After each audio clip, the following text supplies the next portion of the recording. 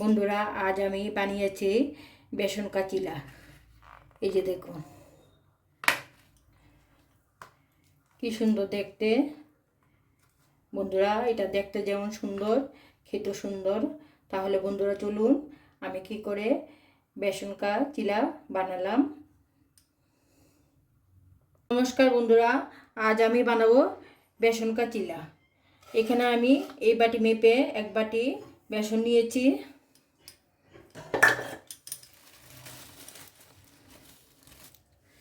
আর দিয়ে দেব 2 চামচের মতো সুজি,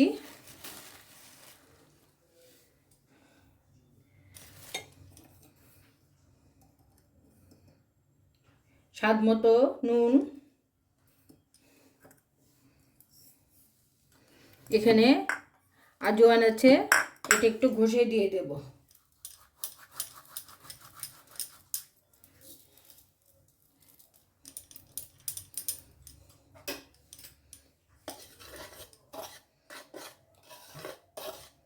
একটু ভালো করে মিশিয়ে নেব।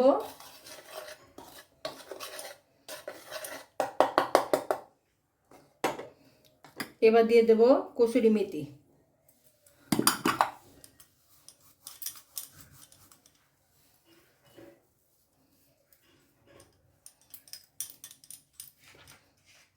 এবার দিয়ে দেব কাঁচা পেঁয়াজ, দিয়ে দেব লঙ্কা, দিয়ে দেব কুচনো টমেটো,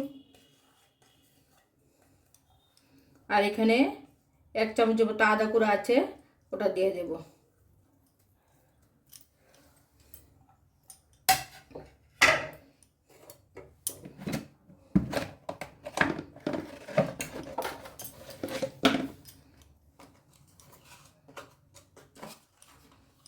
দিয়ে দেব হলুদ গুঁড়ো, সামান্য জিরে গুঁড়ো, সামান্য ধনে গুঁড়ো, আর একটু লঙ্কার গুঁড়ো। কাঁচা লঙ্কা দিয়েছি তো লঙ্কার গুঁড়ো না দিলে হয়। এবার সবগুলো ভালো করে মিশিয়ে নেব।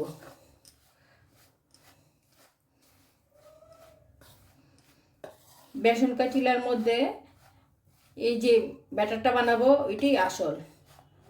ওটাতে সব উপকরণ ঠিকভাবে লাগবে, নয়তো ওইটা টেস্ট হবে না।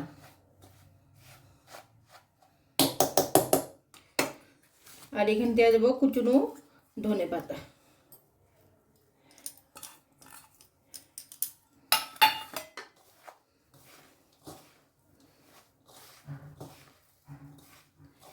এবার জল দিয়ে দিয়ে একটা পাতলা ব্যাটার মতো বানাবো।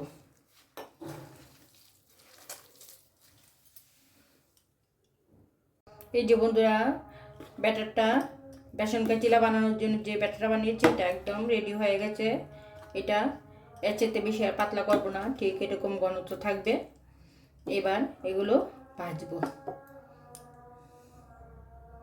বন্ধুরা, আমি একটা ননস্টিকের ফ্রাই প্যান বসিয়ে দিয়েছি এবং তেল দিয়ে দিয়েছি। তেলটা গরম হয়ে গেছে। এবার ব্যাটারটা ছাড়বো। এক হাতা করে ব্যাটার দেব, আর এইভাবে একটু ছড়িয়ে দেব।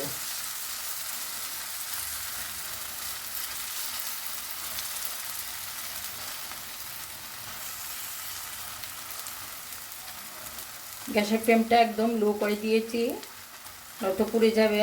এটা আস্তে আস্তে প্রায় 1 মিনিটের মতো লাগবে এটা নিচটা ভাজা হতে। বন্ধুরা, এক পিঠ আমার ভাজা হয়ে গেছে। এই যে দেখুন, এবার উল্টে দেবো। এই যে দেখুন কি সুন্দর একদম লাল লাল হয়ে গেছে, ভাজা হয়ে গেছে এক পিঠ।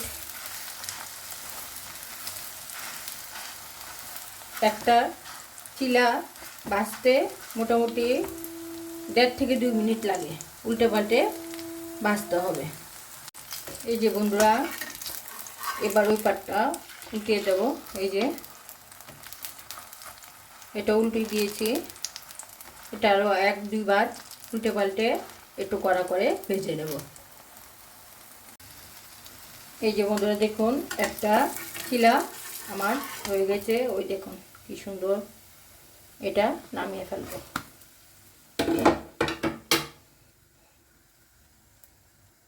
এই যে বন্ধুরা, এই চিলাটাও একদম হয়ে গেছে।